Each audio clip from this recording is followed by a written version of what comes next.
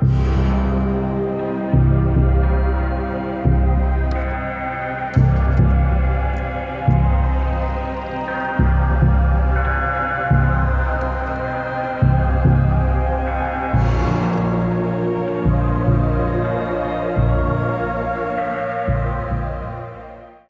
to Warhammer 40k lore in the Bible, where I pull from Warhammer 40k lore to help explain biblical lore.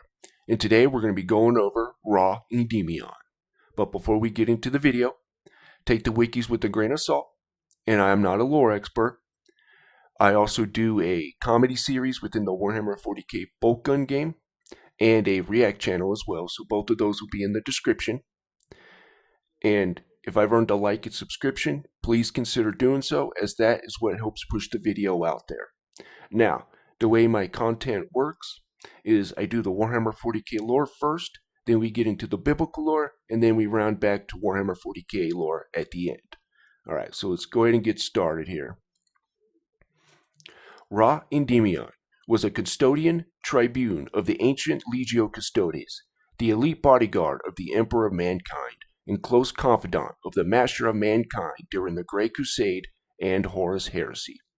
As a tribune, Ra Endymion commanded the force of custodians who fought in the war within the Webway against the servants of chaos during the heresy, following the folly of the Thousand Sons Primarch Magnus the Red.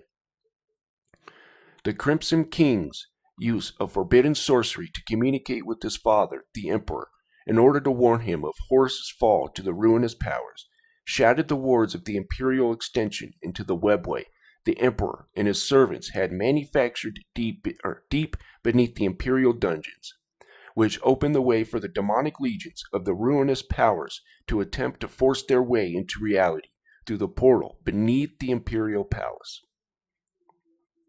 Ra is one of the only living souls who learned the entirety of his master's dream and ambitions for humanity, a great gift provided as a recompense for his ultimate fate. During the war within the Webway, Ra Endymion saved mankind by becoming the vessel of flesh that caged the demon Dracnian. After allowing himself to be by the demon in the form of a sword at the command of the Emperor, the Master of Mankind ordered his most faithful Praetorian to run forever into the Webway, as far as he could, imprisoning the demon for as long as he lived. Endymion's fate after this event is unknown. Alright, now we're getting into the history. Ra Endymion was born on Terra during the Unification Wars to Koja Zu, the minister of the Anatan Steppes, around the time of the Battle of Malland Sind. Ra's mother was executed by Captain General Constantine Valdor for the high crime of stealing Terra's last remaining ocean when Ra was only 4 standard years old. He was taken after her deletion by the Legio Custodes as potential candidate to join their ranks. The young boy received the name Ra in honor of the ancient Egyptian sun god and eventually rose to become the leader of the squad Dynasties, later dubbed the Lords of Terra by the Emperor himself. This squad of the Custodians was composed of 20 sons and nephews who had been taken as tributes from various defeated Terran rulers and techno-barbarian warlords.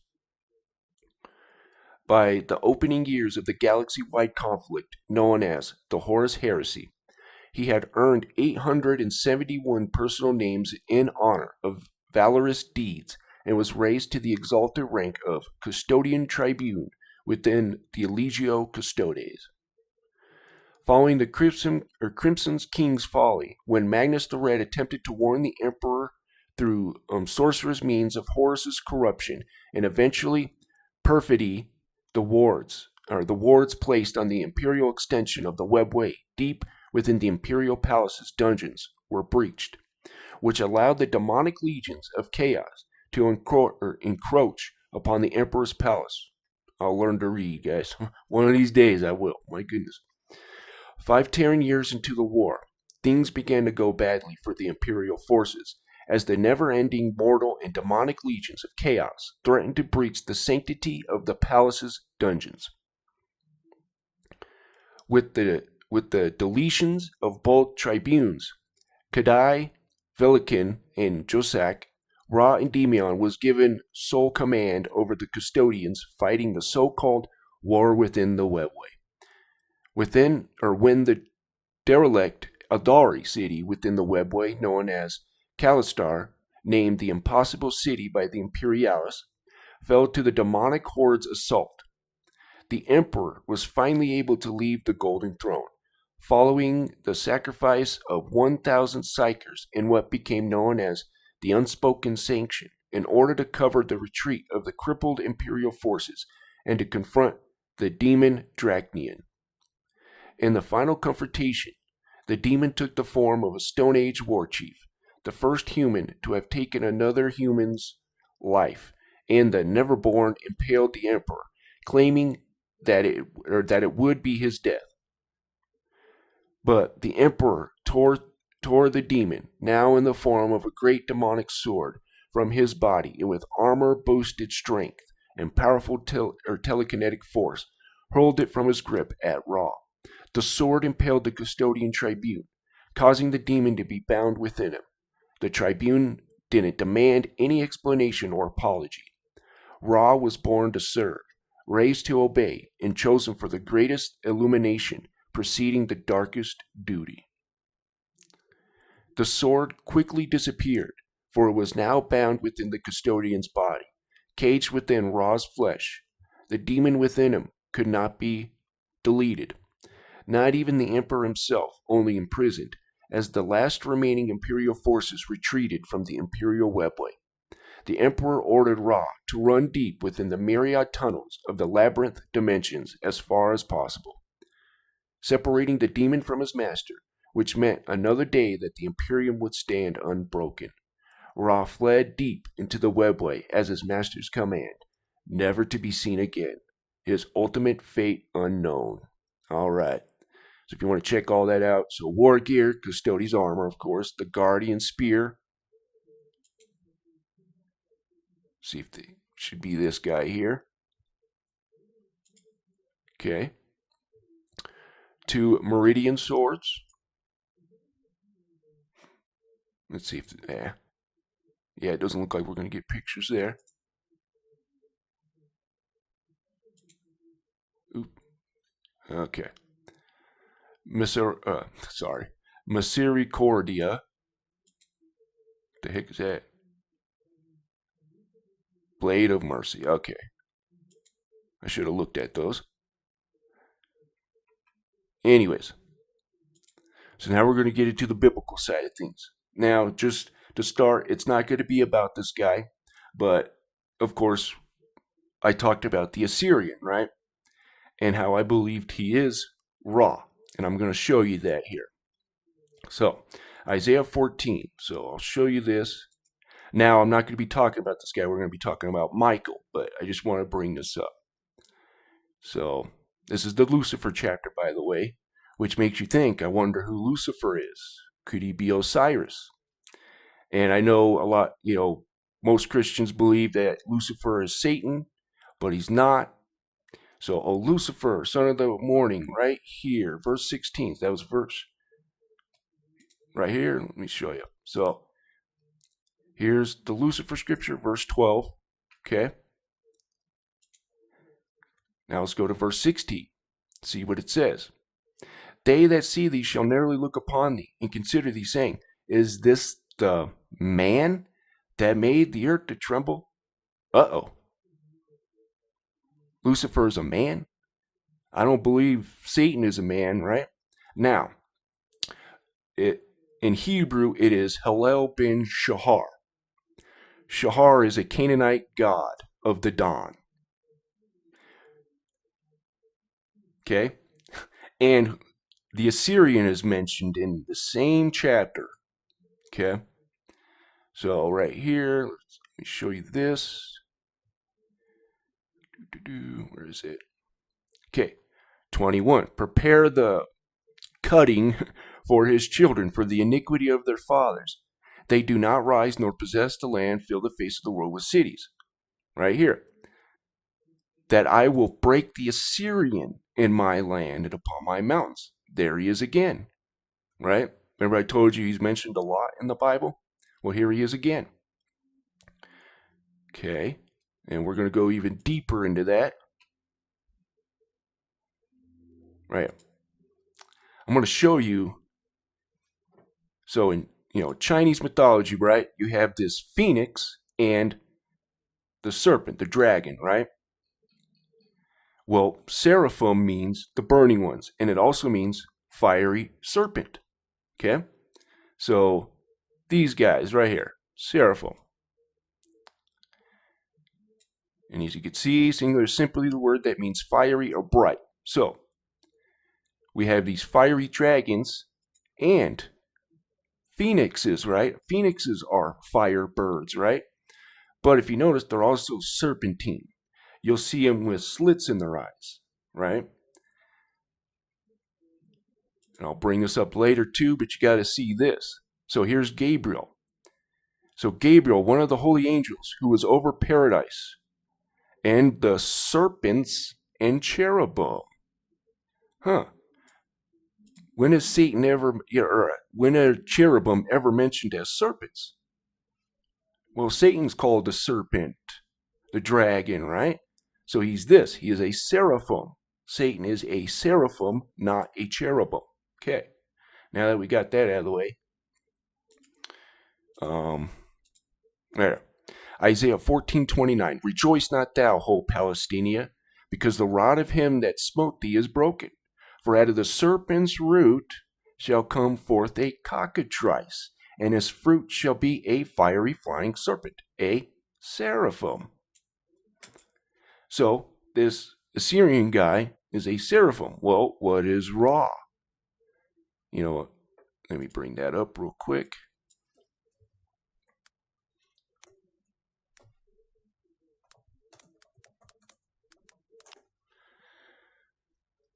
A bird. Isn't that interesting? Huh. Crazy. But anyways, now we're going to get into Michael. This is the guy I want to talk about. So we saw the hierarchy, right? There's something wrong with this. Archangels are the highest order. Okay?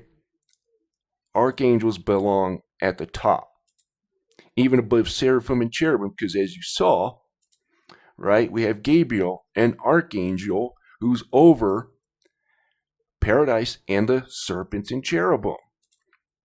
So why in the heck do Christians and all that put them way at the bottom?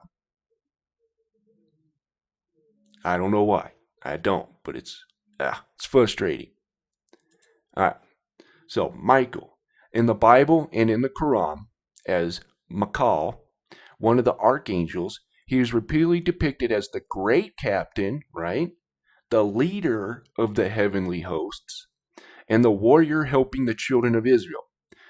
Early in the history of the Christian church, he became to be regarded as the helper of the church's armies against the heathen and against the attacks of the devil. Yeah, anyways, we won't get into that. He holds the secret of the mighty word, by the utterance of which God created heaven and earth, and was the angel who spoke to Moses at Mount Sinai. I do not believe that, because that angel was accepting worship, right? I believe that is Jesus, but that's my opinion. Their numerous representations of Michael in art reflect his character as a warrior, right? So these angels, these little, winged, guys or whatever, they're actually more than just that, right? They're way more. Probably even a heck of a lot taller, right? Like way tall. But anyways, where was I going to go after that? Yes. Where is that?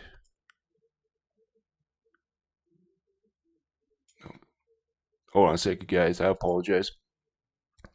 All right. So Michael. This is a Book of Enoch, chapter 20, by the way, first Enoch. Michael, one of the holy angels, to wit, he that is set over the best part of mankind and over chaos. That's interesting. Now check this out. And at that time shall Michael stand up, the great prince, not the Holy Spirit, by the way, which standeth for the children of thy people. And there shall be a time of trouble, such as never was since there was a nation, even at that same time. And at that time thy people shall be delivered, everyone that should be found written in the book. So here we have in Daniel this Michael standing up at the end times, right? And this is when all the bad stuff happens. Okay, and as you see here, right, Michael, one of the holy angels, to wit, he's set over the best part of mankind and over chaos. Right, so he is over the children of God, or the people that follow him. Okay.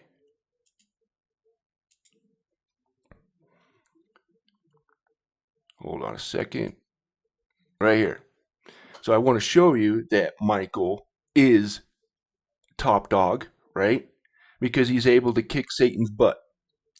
In the war in heaven, Michael and his angels fought against the dragon, right? A seraphim. And the dragon fought his angels and prevailed not. Neither was their place found any more in heaven. And the great dragon was cast out, that old serpent called the devil and Satan, which deceiveth the whole world. So every time you see, dragon and serpent and all that, think of seraphim, fiery serpent. A dragon is a fiery serpent, right? But anyways, I digress. He cast out into the earth, and his angels were cast out with him.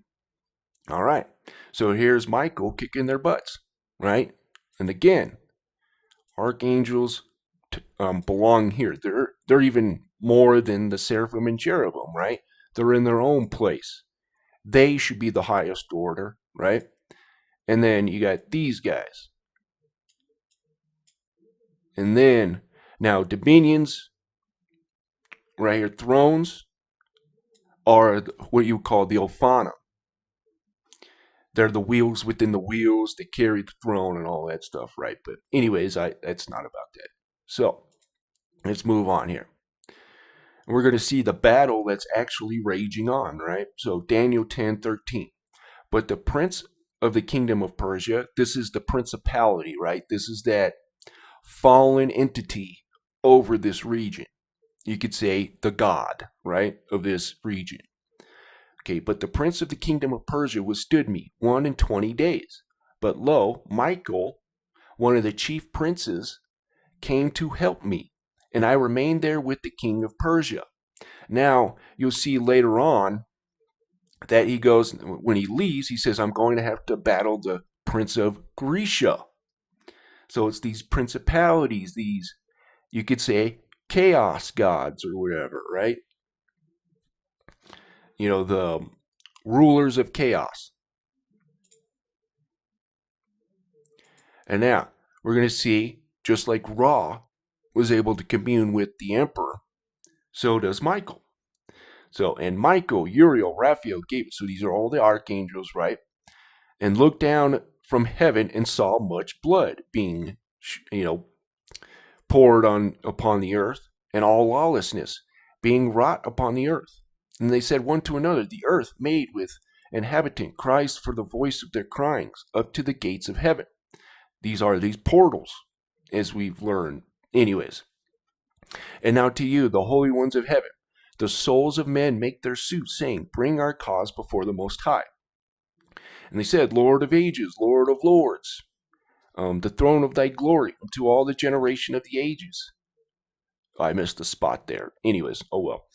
And thy name holy and glorious, blessed into all the ages. Thou hast made all things, and power of all things hast thou.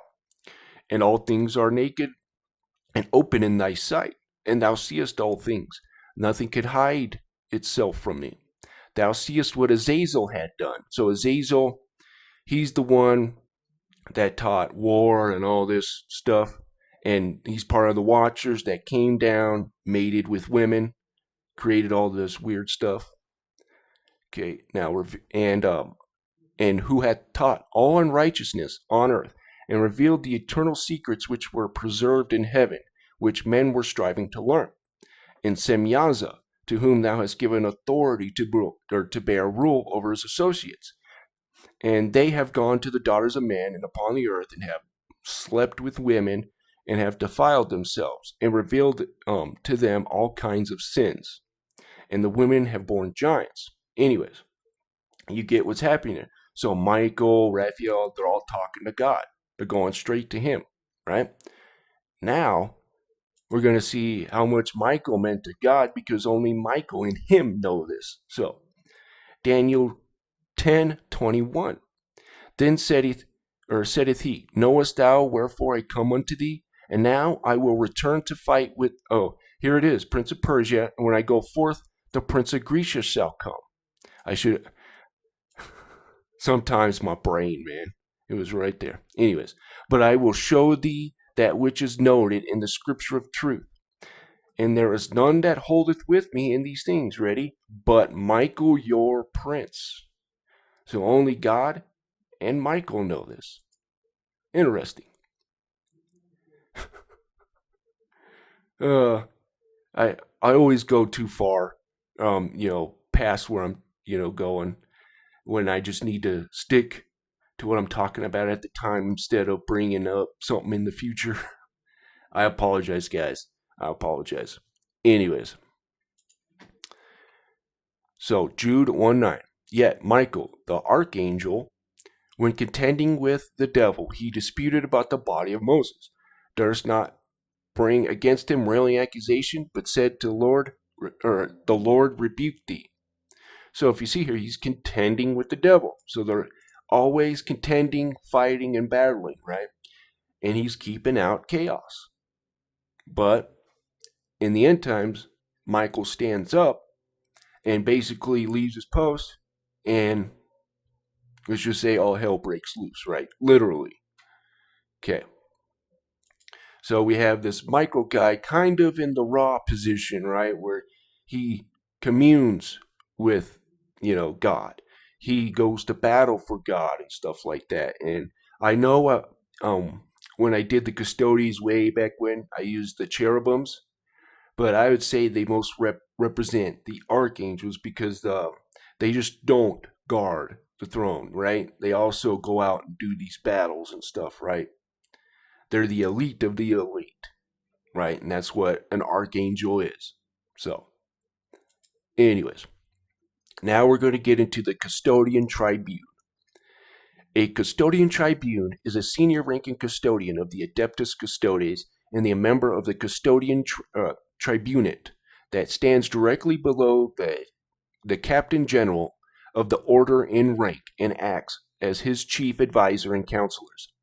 During the Great Crusade and Horus Heresy, below the absolute authority of the captain general was the custodian tribunate, a senior cadre of perhaps 10 custodian tribunes in number, which formed the Legio Custodes Council of War and Policy. This body had the incomparable privilege of providing their services as counsel to the emperor himself, should he so desire it. And in the matters of the security of the imperial palace's inner sanctums, in the person of the emperor, no higher authority existed.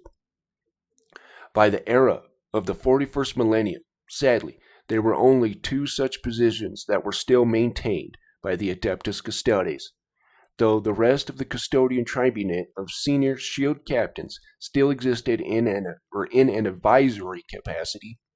One of these 2 tribunes, known as the Tribune of the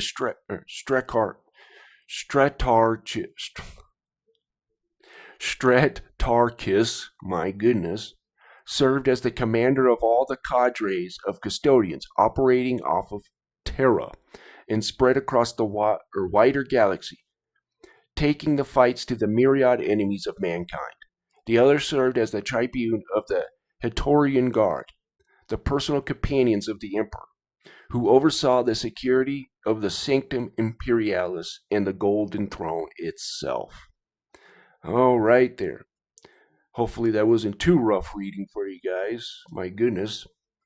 But I want to thank you guys for watching this video, all my subscribers, everybody who likes the video and who dislikes it, or whatever. I want to thank you guys for at least giving me a chance.